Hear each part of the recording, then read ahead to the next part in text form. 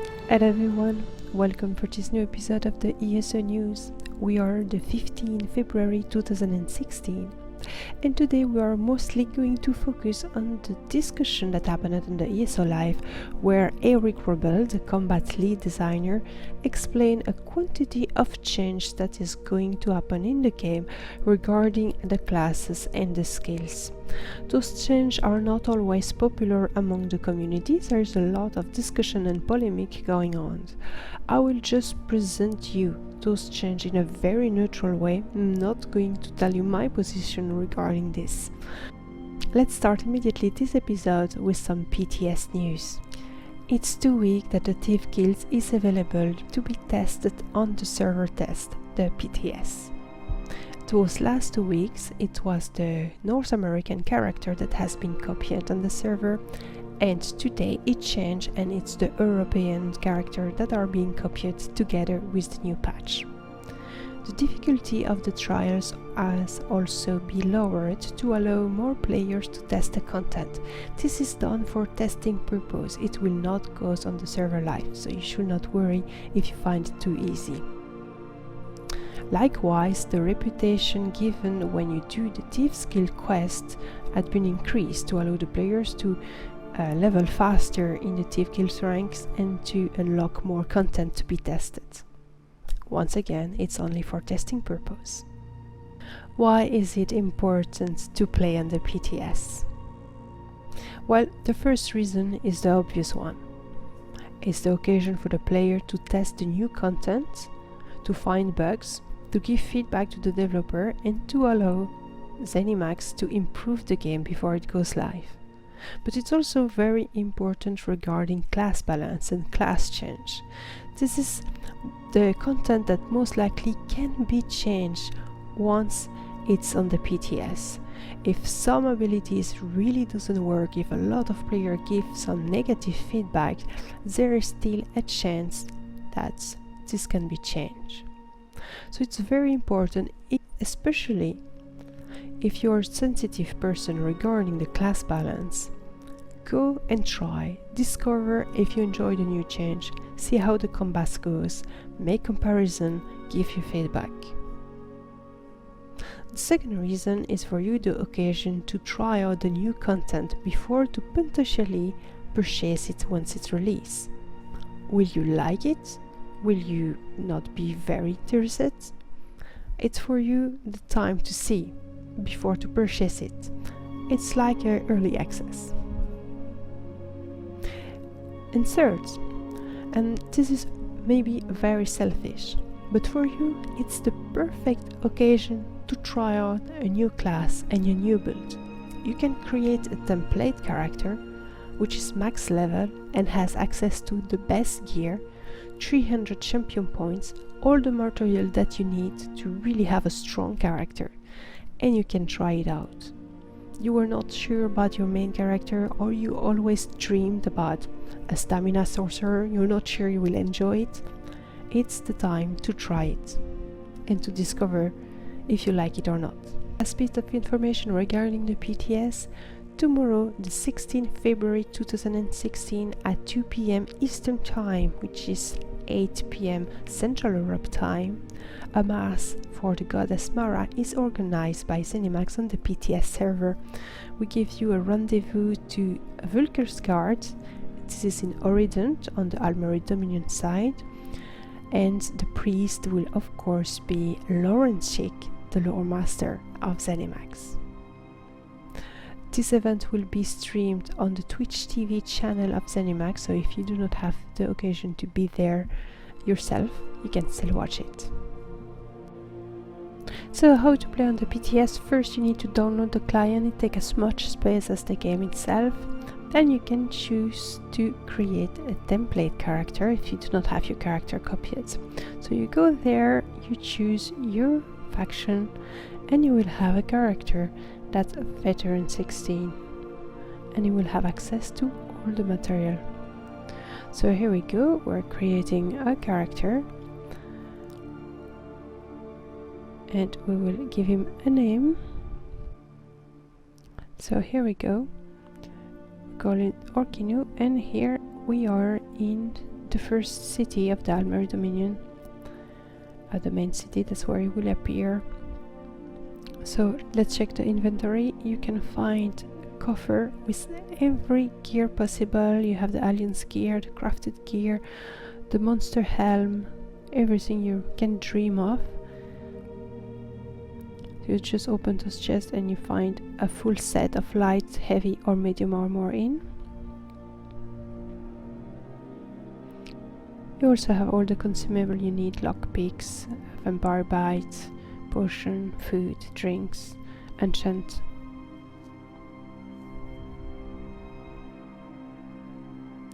You have 5,000 krone by day, so you can purchase anything in the krone store. Everything costs 1 krone anyway, and you have 300 champion points.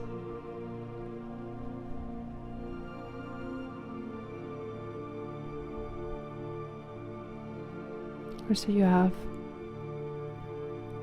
every possibility to build your character with 291 skill points, and the morph, you have directly access to every morph of every spell. So this gives you really the chance to create a copy of your character, to imagine a new build very easily. Time to speak about all those changes that has been discussed by Eric Robel on the ESO Live. As you may know, Eric Robel, before to be the combat lead designer, was the ability designer, and he let us know what they think about it. Just watch this, it's priceless. These abilities are all kind of like my children a little bit. Like I just, you know, like I spent a lot of hard work. A lot of children. You put a lot of heart into I it. have, yeah. Well, I like, you want to get my, you know, seed all over the place. Oh gosh. Little too. So. Moving on. Moving on. Yeah. So, but I love, you know, I like all the classes equally. You know, like people be like, oh, Zoss likes this class more, this class more, but like everyone on the combat team plays all the classes, and we're all really invested. And like, you know, we've all, you know, spent nights where we're here till like midnight just trying to get stuff in for the next build. Come on, Gina. It just said chat, and everybody's like, what? Anyway. The changes that are done during this update are mostly Magicka and class based. The stamina and the weapon skill line changes will come with the update 10 or the Dark Brotherhood DLC. The team of Eric Robel do not want to make too much change at once because it can be overwhelming for the developers, for the content designer, and also for the players. They are considering to make drastic change to the racial passive, but not before the barbershop is going live, because some players could be suddenly very unsatisfied about the race they had choose for a specific purpose, and so they need to have the possibility to change their race. First big subject is of course the AOE cap. This is a very controversial subject that has been talked a lot on the forum. The PvP community and Fengrush the streamer in particular has been extremely vocal regarding this. They wanted the AOE caps to be removed to allow a method to dismantle the Zerg strategy that happened for now in PvP. But the answer to Eric Robel will probably unsatisfy a lot of players. They are not going to remove AOE caps. So here is the reason why. First of all, they need to go through methodical change, because the AOE caps affect different areas of the game: PvE, dungeon, trials, overworld content, PvP, but also performance. They need to test it all. Second, Eric Robel said that he do not think to remove the AOE cap will solve the problem of the Zerg. So instead of removing the AOE cap, they are going to do some other change that should help against the Zerg. So one of those changes is to create more strategic gameplay, and for that they have made several changes like barrier and purge that are reduced to 6 targets. The siege damage is increased. The movement of the siege weapon had been improved as well. the Magicka detonation is more effective to do AoE. Some abilities like Crystal Blast are doing more AoE as well. You also have different set that can allow players to dismantle the Zergs with more damage, more area effect damage. Let's see now some of the class changes, but before that, be assured that Eric Rubel and the combat team love all classes equally, which all the players do not believe. I've seen some funny comments in the ESO live chat, like, Eric Rubel, why don't you like your Templar child? At the beginning, when they firstly developed the game, they just wanted to create cool abilities for the classes. But over time, they really wanted to ensure that every class could perform every role and will break this idea that the Dragon Knight need to be a tank, the Templar need to be a healer, the Sorcerer is a Magicka caster, and the Nightblade is an assassin type character. So to do that, they are nerfing, buffing, making change to allow every players to be able to play any class and have the flavor of the class, but still be good at what they are doing. They also want to give an identity to each class that is very different from one class to another. So the first ability that has been changed, it's a big nerf and players are not very happy about that. There's a lot of discussion regarding this, is the nerf to Breath of Life, which is the most important heal of a Templar. For the players that doesn't know what Breath of Life is, it's one of the morph of the first heal of the Templar, and it's very powerful. It was a very strong heal, instant cast, so allow movement, and it was targeting the players plus 2 other targets. And now it has been reduced to 1 other target. This has been done to allow the players, Templar healers, to choose among more spells. Otherwise, Breath of Life was so good that it was always the healing spell the Templar would use, and it didn't really allow a strategic gameplay. To compensate this nerf, the Templar receive a buff.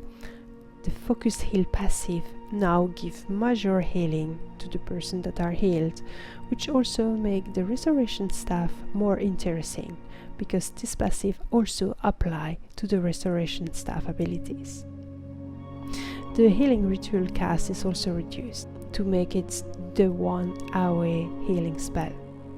Funnel health from the Nightblade has also been nerfed. It was very powerful. This allowed players to be top DPS and top heal at the same times. And so if you had 2 Nightblades in a group, you even didn't need a healer. The shield stack, the developers are not comfortable with the current meta regarding shield stacking. Different solution. They have added to champion points the shield breaker passive that do 25% more damage to target with damage shield. But they want to do more than that. They have different ideas. For example, the shield could be a major buff, or it could be a long cast time and have a longer duration, so it will be a spell that you cast before the combat starts. The gap closers have changed those abilities to make the snare at 60% instead of 100%, but it lasts 0.75 seconds. They are considering weapon ultimates, but this is something they need a long time to think about. The problem with the ultimates at the moment that very few scale with physical damage. They also have buffed the Argonian's passive skill line. First, they have increased the max health from 6% to 9%, and the potion restoration passive from 8% to 12%. Combined with the set The Clever Alchemist, this can be very powerful. And last bit of information regarding the Eric Rubel discussion, it concerns PvP. The Zero Deal vendor bags will not be updated to Veteran 16. And this is something that really annoy the PvP community. The reasons why they are not doing it. We don't want people to be able to get the gear right away. People have too much alliance points saved up, there will be no incentive to play anymore if they can buy all the material immediately. So they're exploring ideas, Alliance Point cap. The community is extremely unhappy, especially about the Alliance Point cap, which is just an idea, by the way. It's not going live yet. And they say the Alliance Point has been stored up because there were nothing to buy with Alliance Points for months. Eric Robel needs to stop thinking gear chasing is a fun gameplay element in PvP. The PvP itself is the fun part of the game for PvPer. Just give them the gear they want and let them get back to enjoy the game. So that's a quote of a player that I find interesting and summarize well the feelings of the PvP community regarding this. So of course a lot more information has been discussed, and if you want to know everything about it, I recommend you to watch the ESO live. All the information are below. There's also a lot of discussion spread everywhere on the forum regarding different particular topic. This is something that we may discuss in the ESO news in future. And now some news regarding the Crown Store. First of all, and until the 17th February 2016, the Pledge of Mara and the wedding dress are 50% off. So, you want to marry someone in game? It's the time. The items that I've shown in the last episodes are now available in the Crown Store. You have this Red Guard outfit that costs 1000 crown, the pet Fendrot that costs 700 crown, and the Psychic Pig that costs 400 crown. But let's have a look at the future. What can we expect in the Crown Store? First of all, you have the camel. The camel mount had been announced already, but you have the sand version, that will be the common one available with the collector edition of the Thieves Guild. But you can expect also to have a white version and a black version, probably in limited edition at some point. And also you have this beautiful Dro-M'Athra Sensei, which will certainly be sold also in limited edition. So some people have already reacted to the Dro-M'Athra Sensei, saying that it was just a reskin of a ancient Sensei, that it's lore breaking, that it's a soul-shriven Sensei. It's not at all the case. This is really related to the lore that happened in the trial. So it's a Dro-M'Athra Sensei, not a soul-shriven one. It has nothing to do with Molagbal. If you want to see those mounts in movement, I recommend you to watch my videos regarding those. This week I would like to speak to you about ESO Academy. It's a very interesting website, very well made, very clean, easy to navigate. It gathers all information regarding the Elder Scrolls Online. You have all the basic one, for instance the crafting, the equipment, the mounts you can find in the game, but also some more specific regarding the new DLC. And you have also a section that are dedicated to build, where you can add your own build or find a new build. It's classified by classes or by role, so it's very easy to find something that could fit you if you lack of inspiration or are looking for a new build. But also ESO Academy publish news. They have published this week a very interesting article regarding what's going on and how the community is reacting. They have shared different information than me in this video, so I really suggest you to read this article. I put a link below, of course.